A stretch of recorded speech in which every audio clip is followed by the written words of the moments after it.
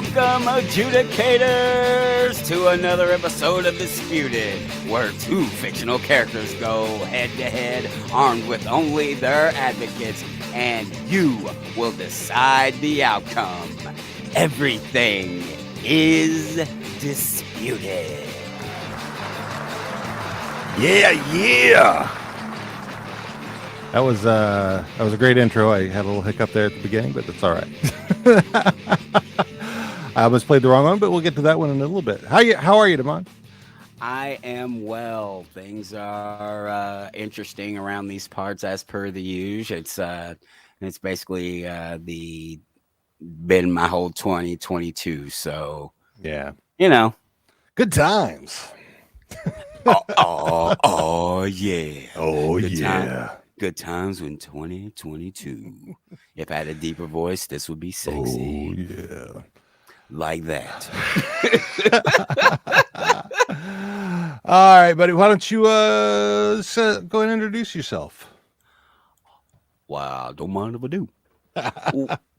What's up, blurs and nerds? I'm Damon, father of two, husband of one. I turn dad jokes into poetry, and I'm the Tyrion Lannister of the Disputed Podcast.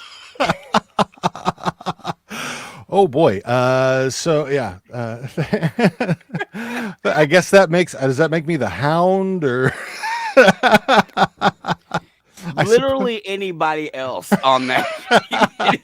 Literally any other character except for what was the Batman little girl? What was her name? Oh, Arya. Yeah, everybody but Arya, maybe. I love Arya. She was my favorite. So, thank you, Damon. Welcome, adjudicators. I'm Dean. I am the, I guess I'm the Hound of the show.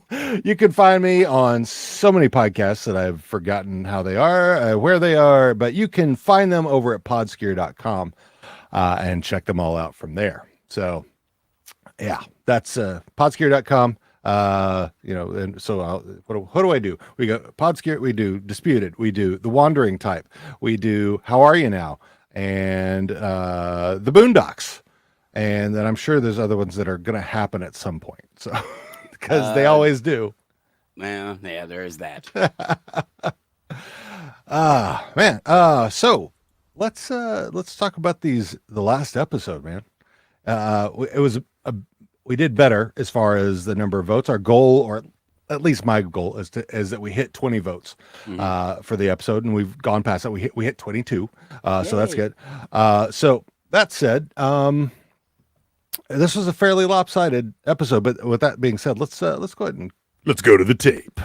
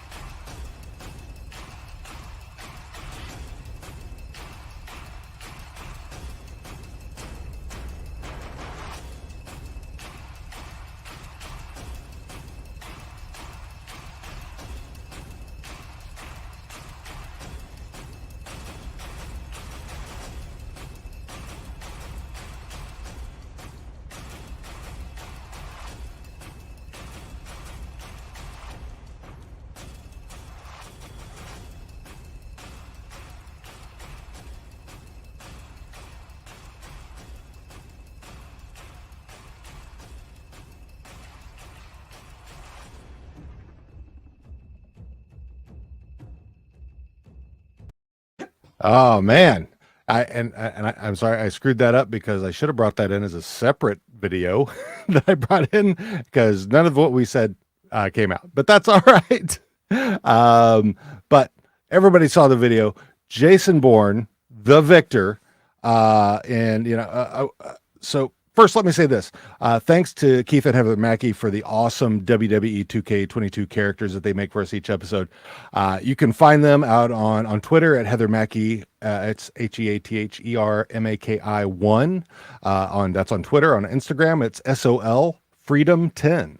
And they make a lot of cool characters, and they have for a while, and have done so since Letterkenny. So they've got some really awesome. But anyway, yeah, I was surprised at the turnout for Jason Bourne on here, because going into it, I saw the fight as being pretty equal.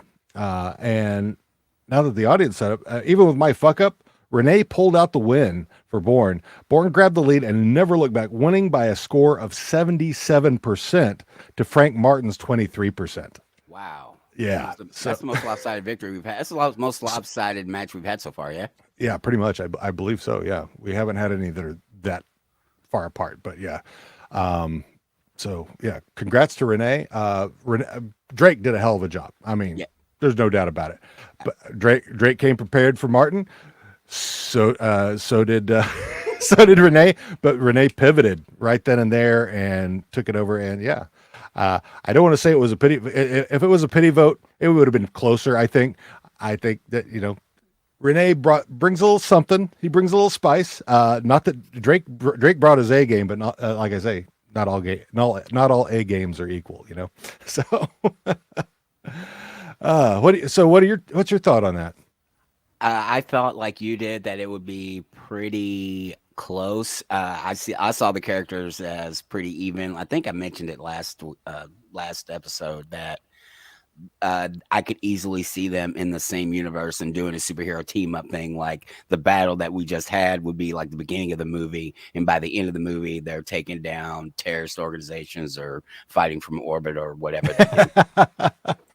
Orbit fighting. Yeah, and that's kind of, in a way, maybe a little bit what could have happened with the bout we've got going on tonight. So, what do you say we talk about what this episode is bringing for us? Surely. You ready? This episode brings disputes between two of the most intense scrappers to be seen on screen. One is a sexy, sleek super spy. The other, a brawling bruiser from Baltimore. Edge of your seat? Where we're going, we don't need seats. Who are these beastie brawlers who will go above and beyond, you ask?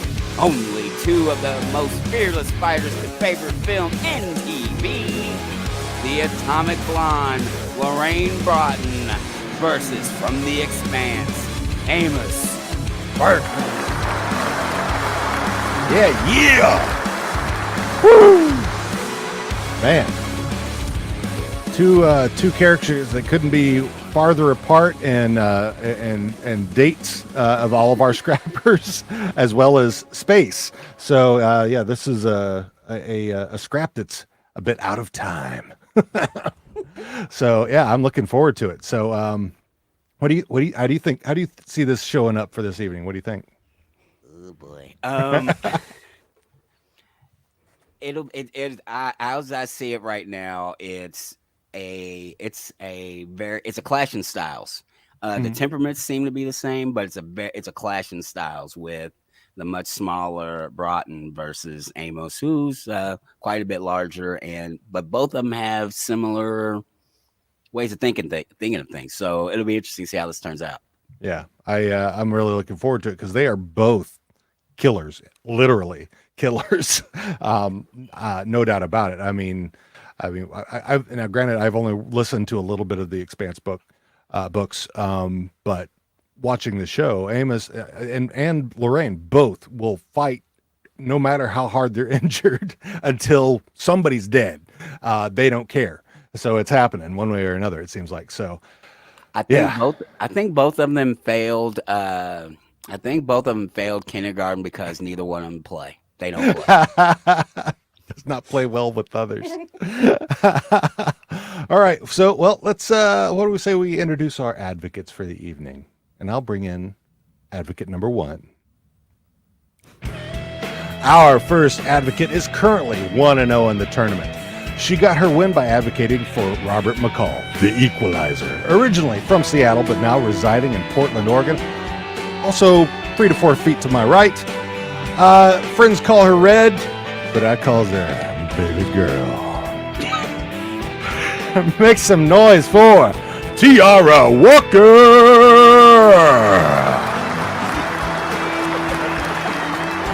How are you, baby girl? Oh, I'm lovely. How are you? Yes, you are. Woo. You hush your face. Oh, yeah, you know it. So, baby girl, who are you advocating for this evening, and why? And what do you bring to the match? Well, I am advocating for Lorraine Broughton from Atomic Blonde, because from the moment I saw this movie, well, actually, I'll go back in time. From the moment I saw Charlize Theron in her first action role, which would have been back in like Aeon Flux days, I was hooked. And when she started doing more serious action, like Atomic Blonde is like just one of my favorites now, which is amazing. What do I bring to the table? I don't know. Weird. I don't think any of us would be doing this if we weren't somewhat weird. I bring I don't know, my weird brain, but from what I understand, my opponent tonight and we have a lot in common when it comes to our weird brains. So well, that's not too dissimilar from our fighters this evening, right? What'd you say? And speaking of our other fighter, why don't we go ahead and bring them in, huh?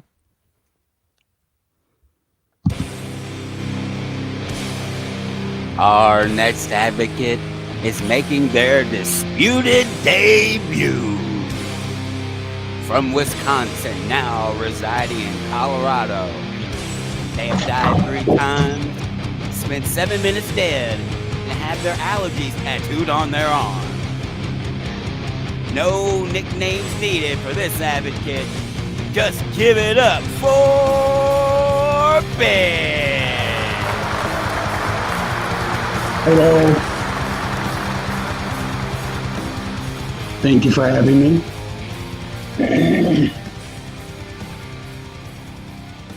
And thank you for joining us. Ben, first of all, tell me about them tattoos, and then tell us who you are advocating for this evening and what you bring to the table. My college roommate owns a tattoo studio, so it's pretty easy to get tattooed for free when it's just in exchange for rent, like money off rent, and then my allergy list for EMTs to read when I get emergency IVs is tattooed above my main vein on my left arm. Smart. Clever. Very smart. Very clever. Yeah. And then 3 times dead, 7.5 minutes total. You know. But yeah, no, I'm here to advocate for my boy Amos. The man is adopted. How could I not advocate for a fellow adoptee? He's an intergalactic powerhouse. Why would I not be here to immediately show up and back him up? As much as I respect you, TR, I can't help but defend him. It's all good. It's all good. This is going to be like the most polite. Yeah, get ready for so much Midwest nice. Oh, so kind. Oh, didn't mean to step on you there. Oh, you betcha. Be a With lot all of due respect. It's only slightly funny because I literally was like, yeah, I can't. I'm not the kind that goes on the attack. Dean's like, yeah, you could do some trash talk. I'm like, no, I can't. Come on, I can't. Yeah, your camera setup is excellent and you look amazing. Thank you. She always looks amazing. I'm like, where can you see me? There we go. I have to figure out where the microphone's going to go because this is not a good place for it. I'm gonna have to get one of the pull down mics. Yeah. Overhead would actually be better, like the old one we had. Ready to rumble. We got to get Damon one. Yeah. 100%. Let's get ready to rumble. Sunday. Okay. Yeah. Please don't sue us, Michael Buffer. All right. So yeah, and like Devon said, what do you bring to the table for our boy Amos?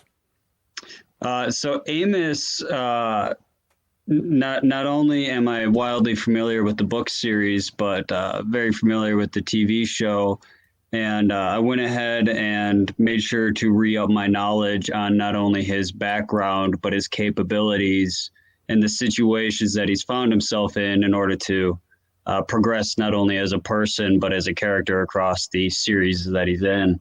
I hope to be able to represent not only the brutality that he is capable of, but the growth of a person that he aspires to through his relationships with his peers and friends around him.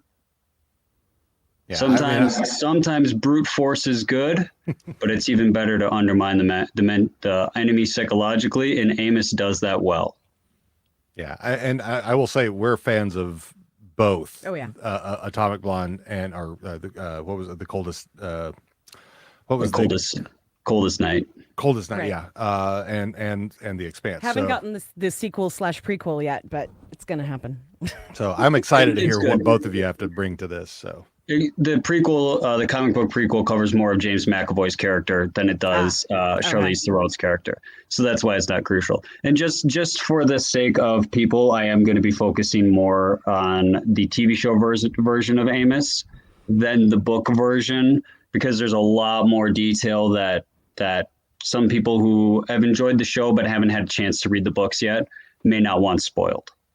And I'm not looking to do that for anybody at all. It's a wonderful, wonderful book series. It's a wonderful, wonderful TV show.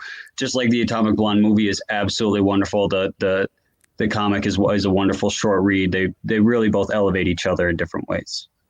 And with any luck, there will be more canon in the future to the Atomic Blonde, whatever. Because right now it's a book and a movie with a sequel potentially at some point. But yeah, it's a little intimidating knowing that the character I'm going against has literal just multiple chapters, so much information dedicated just to him. The Atomic Blonde book is about that thick, right? And just one Expanse book is about that thick. Right. So. I mean, she's a spy. You don't know anything about her, and that's the way she likes it. So, I will just have to use what I have. Yeah, the Amos Burton is more like the Jason Bourne. It's, oh my God, it's Jason Bourne. It's, oh my God, it's Amos Burton. Right.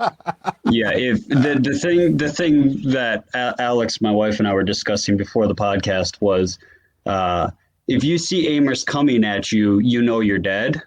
You tend to not see Lorraine Broughton coming at you because she's so well disguised and so discreet because she's a spy. You're dead before you realize it's Lorraine Broughton.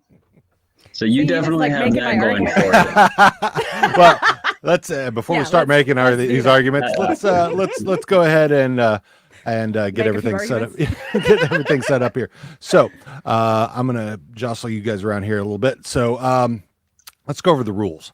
Advocate number one. So we have two advocates. TR is advocate number one. Ben is advocate number two.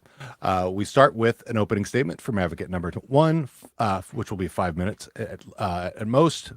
Granted, we as the show host can extend the time another 30 seconds. Or if you can just bank your time. I have rules here. So if you don't use your 5 minutes, you can bank that time if you want more time for your rebuttal or whatever. You'll both get opening statements 5 minutes long, followed by the rebuttal from your opponent. That will be 2 minutes. After that, we will have host questions. Damon will ask a question or as many questions as he wants from Tiara.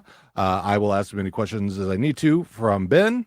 We may or may not get questions from the audience out there, and which we could pop them up on the screen and let you answer them. And then each of you will get closing arguments. Advocate one, Tiara, will go first, and Ben, you'll close things out with your final 2 minutes. So, any questions before we get going? No. All right. So I'm going to go ahead and bring the clock in here, and I'm going to set this up like so. And Tiara, once you're ready to go, I'm going to go ahead and hit start here, and your time is starting now. Attractive, resourceful, competent, professional, intense, badass. Tonight, I'm here to advocate on behalf of Lorraine Broughton from Atomic Blonde. Depending on who you ask, Lorraine Broughton is either a top MI6 agent, a top CIA agent, or possibly both. Not a lot of solid information exists about her past, but during the Cold War, she spent a lot of time in Russia, East and West Germany, and across Europe. She's able to speak several languages and is a master of accents and disguise. She's highly intelligent and well-read, able to quote Machiavelli. She is not what you picture when you think about spies. Sure, she's tall and thin and objectively beautiful, but she is physically powerful and can take down multiple larger opponents in seconds using whatever is around her, including a vodka bottle, a towel, a garden hose, a telephone cord, keys, and a ladder. She can disarm you with a shoe and will more likely beat you to death with your own gun than shoot you. What we know about Lorraine comes from her. Most of what we know about Lorraine comes from her briefing with MI6 following a mission in Berlin. She speaks several languages, including English, Russian, German, and Swedish. She is an expert in escape and evasion, highly proficient in intelligence collection and hand-to-hand combat.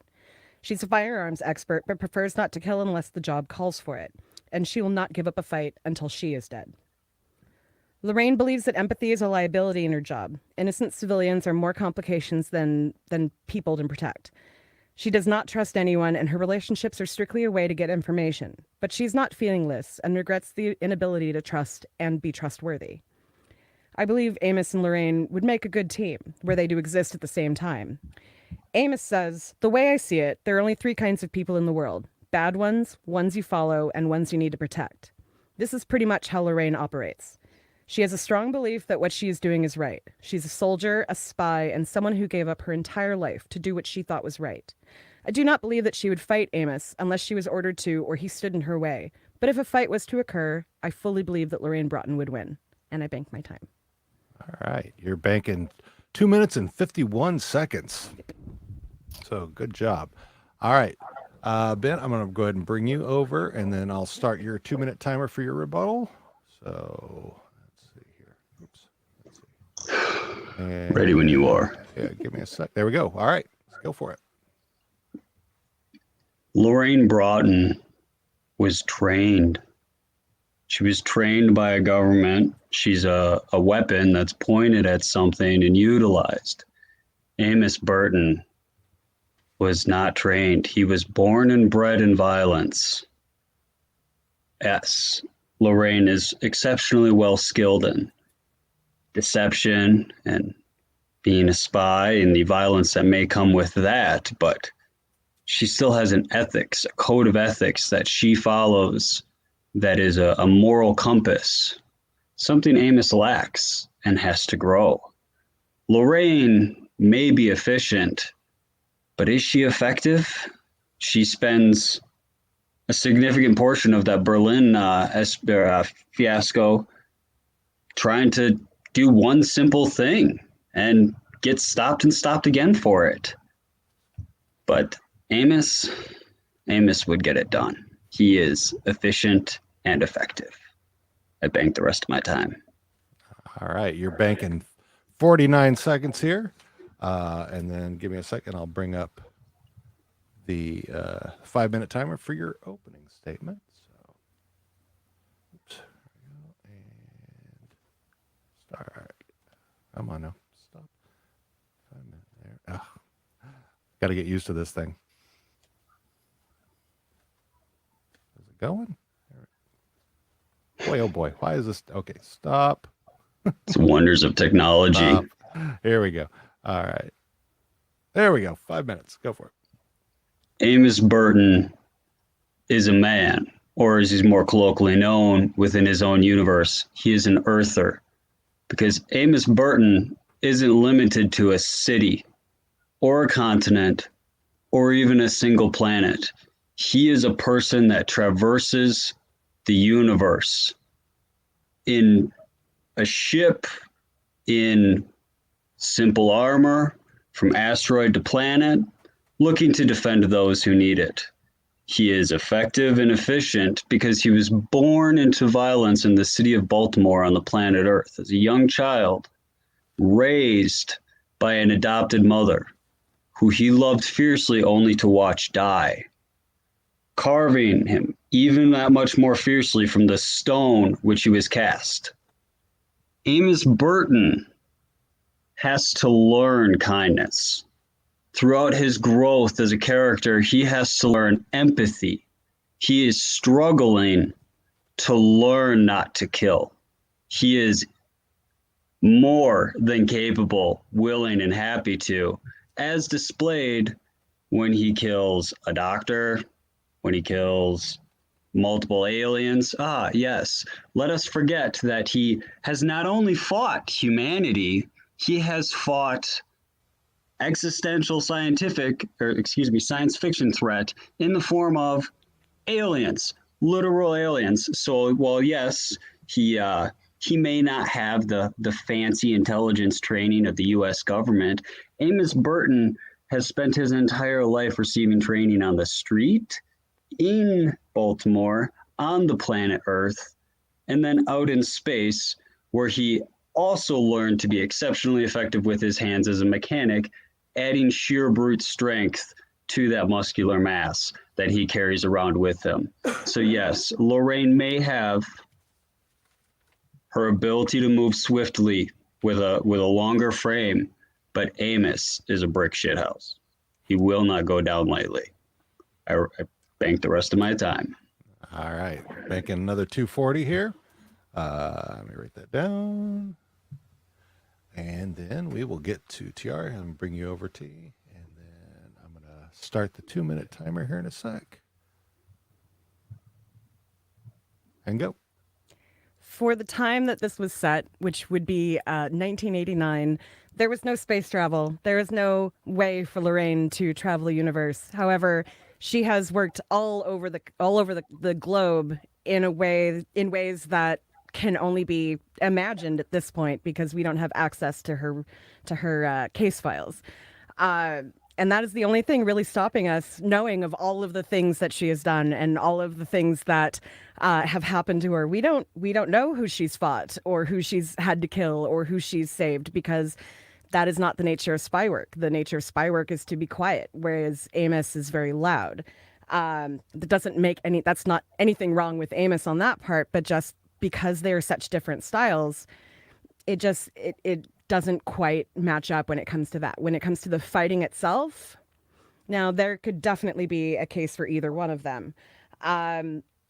With Amos looking to defend the innocent, as you said, that's all well and good, but that's exactly what Lorraine is doing too. She believes anyway that she is defending the U.S. from the evil that is Russia and Germany and all of the other evil that she was battling in that particular. And I fully believe that the ability to only kill when necessary makes her a much stronger fighter because she is able to hold back, but she still has the ability and can do it very quickly and very easy with very little tools at her disposal. I rest. All right.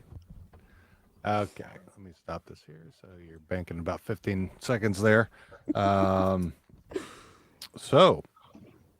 Demond. Yes. You got questions for Tiara here? I do. The first one, and she might answer the second one with this answer. Could Lorraine, I almost said Lorraine Bobbitt. Could Lorraine, No. She could do that too, I imagine. could, Wrong fight, guys. yeah, Let's Yeah. could she and would she use Amos's lack of moral compass against him? And how do you think she would do so? Oh, absolutely. If she thought that he was in the way and she needed to get rid of him, she would absolutely use everything at her disposal, including who he was. If he was a name on a piece of paper that she is supposed to take out, or however, spies get their actual missions, if he's that name that she's going after, she is going to find a way to undermine whatever to get to what he needs, whether it's using sex or information or just straight going after him. That is what she does. She does not back down from that. So she seems very coy.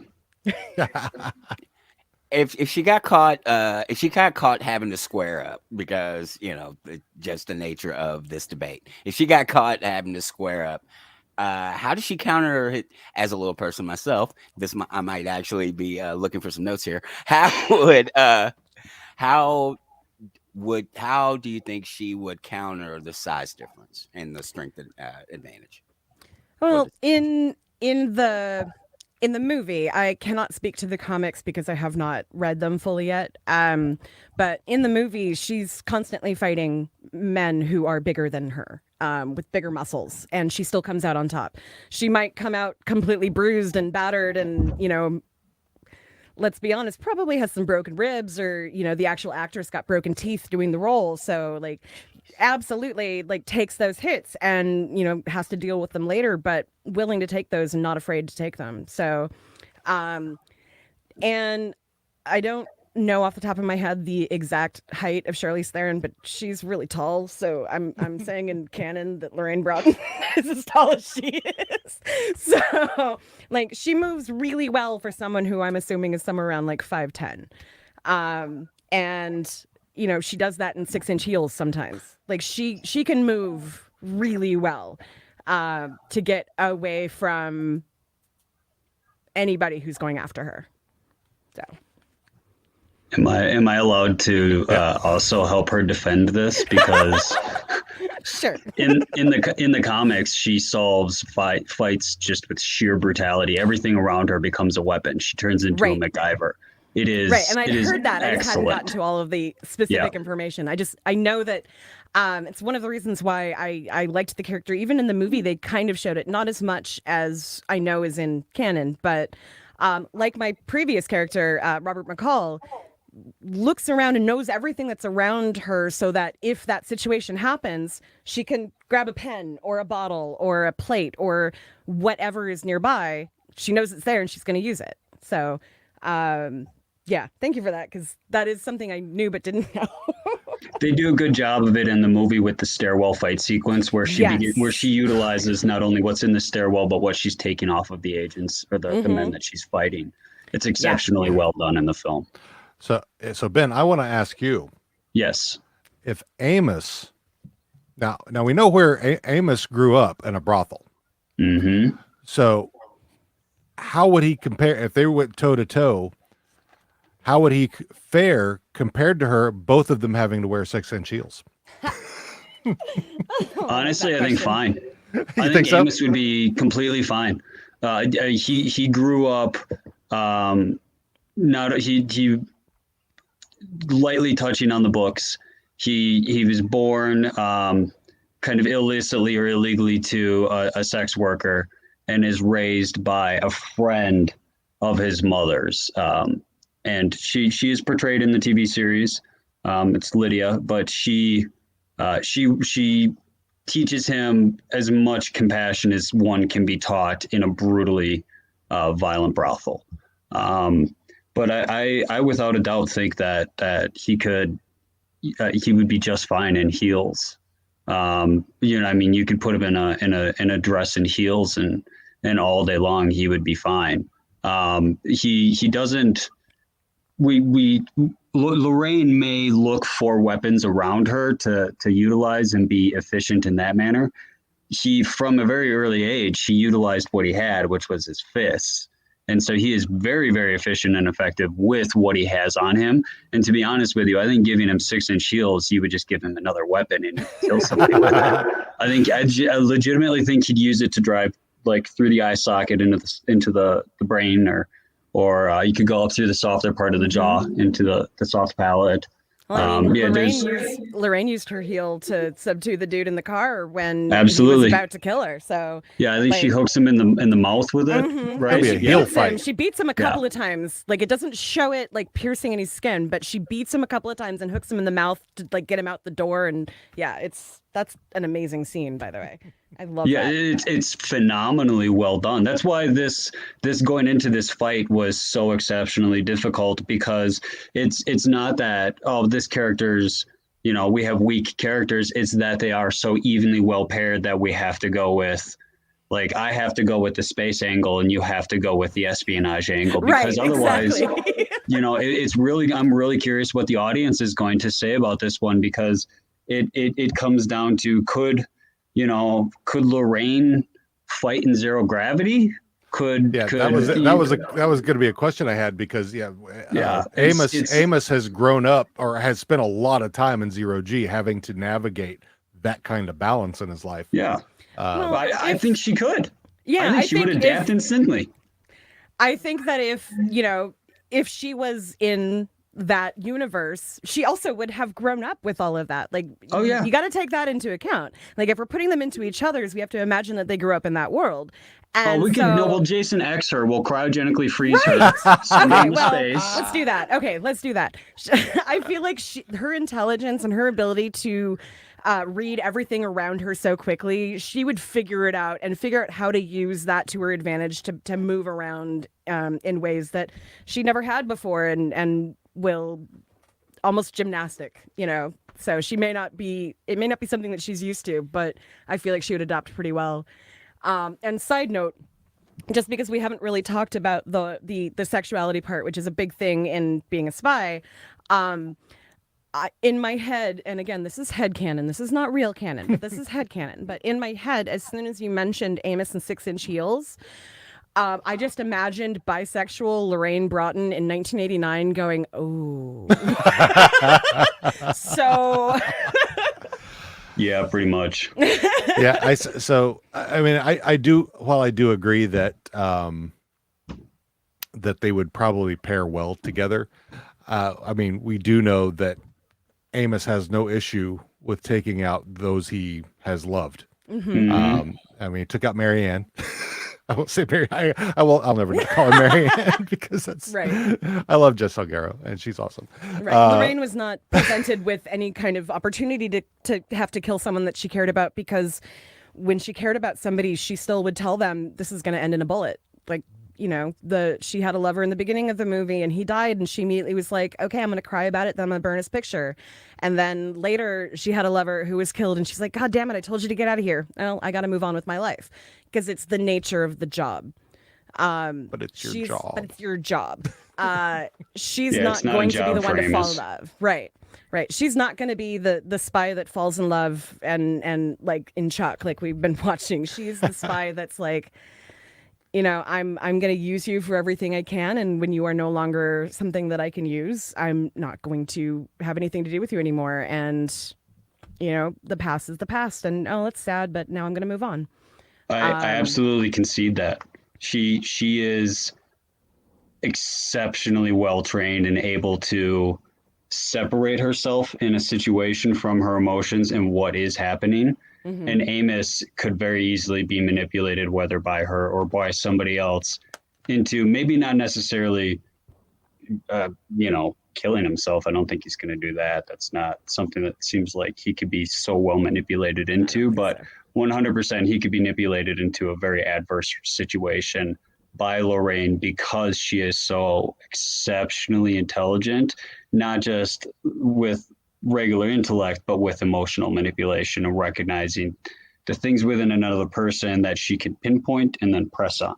Mm-hmm. I do pretty happily actually concede that to you. That is an excellent point. If I was to, have my way of getting them together in some situation, I would basically make him like her right-hand man kind of thing. Like, I can see them really like understanding each other in a way that nobody else has, because of that whole, like, Amos tries to restrict his empathy because he doesn't want to have those feelings, and she has been trained to restrict that empathy Mm-hmm. so she doesn't have those feelings. So it's almost that same thing with both of them, and I feel like they would see that in each other and also respect everything that got them to where they were. Like, I could see them working together really well as a team. Yeah, I would be curious. Yeah, I could. My fan. I could see, using the Chuck analogy. Yeah. She would totally be Sarah, and he would definitely be Casey. Yeah. So Yes, I could see that. Yeah. Oh man.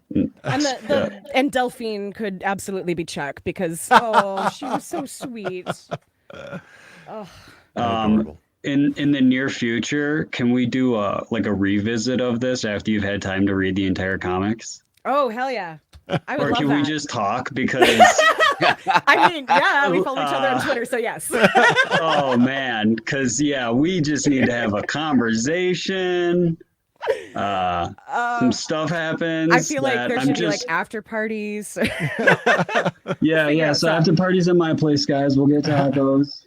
All right. Hey, when it's the middle of summer and there's still snow in Colorado because it's snowing in Aspen today or something. Like, yeah, we can. Oh, we got 4 inches on Saturday, but it's all gone now. It's And 68 it's gonna today. be like 80. Yeah, it was like 80 the day before. Yeah, no.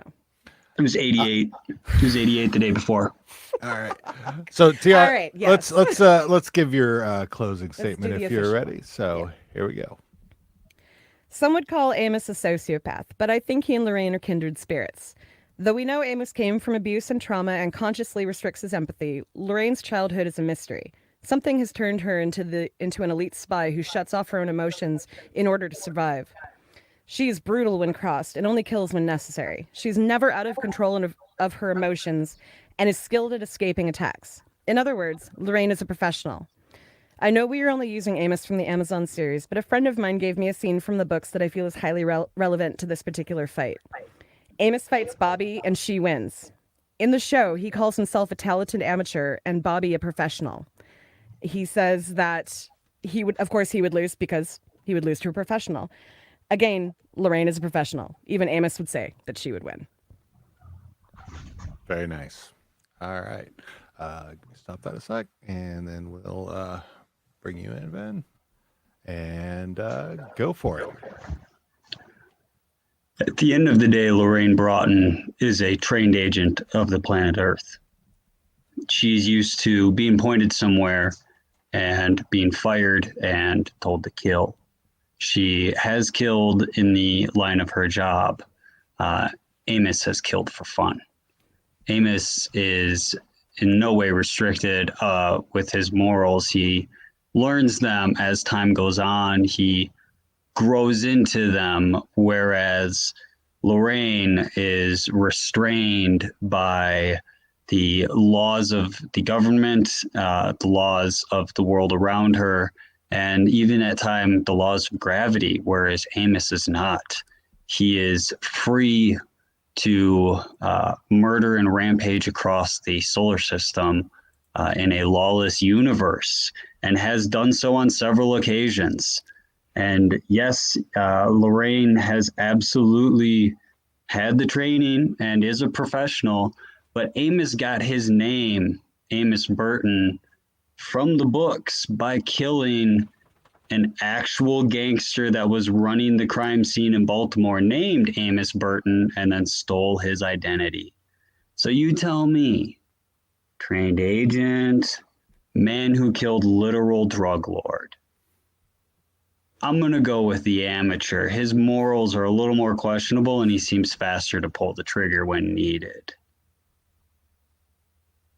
That's all. All right. Beautiful. Beautiful. Oh, all right. So let's get this back here again. So Demond, what do you think? This is always so difficult. They're very, very similar. And you have the professional versus you have a talented professional versus a talented amateur, and but all things aren't equal. So yes, experience trump training. Like I really can't call it. This is so good. I love this show so much. It's so much fun, and I would like to say this is quite possibly the nicest debate we've had so far. Very polite. Very kind. Very kind. Happy to be here. Yeah, it's all, these are always fun, regardless of the style of the debaters or anything. I mean, because it's always fun. You learn things, and things that are unexpected come up all the time. So I enjoy it. So, looking forward to see how this turns out. So now that the debate is over, we're going to go ahead and tell you to go vote. So you will go to disputedpod.com/Broughton v. Burton. That's BROUGHTON v. BURTON. And it should be live now on our website. So if you just go right there, you will have you may be watching here right now from the same page. So, but yeah, How- Can I ask a question? yeah. How did I not notice before that Burton is within Broughton? Like, if you take the letters of Burton, it's within Broughton. Yeah. My brain just like stuck on that. I'm like, I have to say it out loud. That's why I did that's kind of why I did the last names instead of the first names. I thought it was better like that. Nice. So we will in 2 weeks we will announce the winners from there. So What's the next debate? so we're going to get to that. Okay. Spoilers. Yeah. So just some quick plugs here. Like I said at the top of the show, you can find everything that we do Disputed. How are you now? Everything on podscare.com. We put all our audio episodes on there. If you want merch, we have some cool merch with a big D on it. So if you need some big D on your chest, then you can go get some Ds. And yeah, go to disputedpod.com/links. You can find all of our stuff there as well. So, Demand, what's going on next? Our next scheduled bout on June 9th at 7 p.m. Pacific, 10 p.m. Eastern, which is so late for me. We will be back for our next scrap. It will be Ting from This is going to be so good. This is going to be Ting from Ong Bak versus Beatrix Kiddo from Kill Bill. That's going to be awesome. I'm really looking forward to that. So, until next time, I'm Damon. I'm Dean. And remember, Everything is disputed. Thank you so much for joining us today. We hope you enjoyed the episode. We are now asking you to go vote for your champion. We want to thank our advocates for their amazing defense of their champions. And finally, we'd like to thank the musical artists who created the music that helps make our show so great.